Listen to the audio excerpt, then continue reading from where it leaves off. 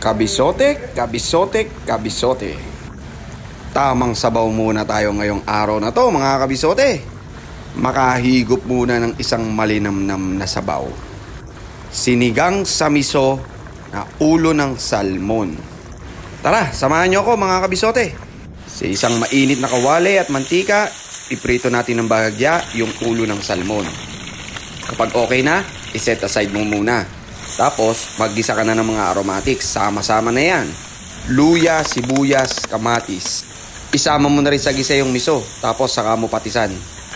Mekos-mekos mo. And then, lagyan mo na ng sabaw. Ikaw nang bahala magtimpla sa sabaw, mga kabisote. Pagkakulo, ilagay mo na yung sampalok mix. Yung original na ginamit ko dito, mga kabisote. Pero, meron na rin sila yung miso flavor. Pagkatapos, ibalik mo na yung naprito mong ulo ng salmon.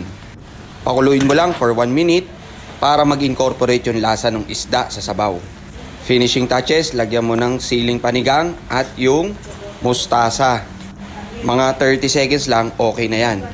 Kapag nasobra kasi ng luto sa mustasa, minsan pumapait. Ihanda mo na kabisote ang patis sili na sausawan. Sabay higop ng sabaw. Oh, ano pang hinihintay nyo mga kabisote? Tara! Kakain na!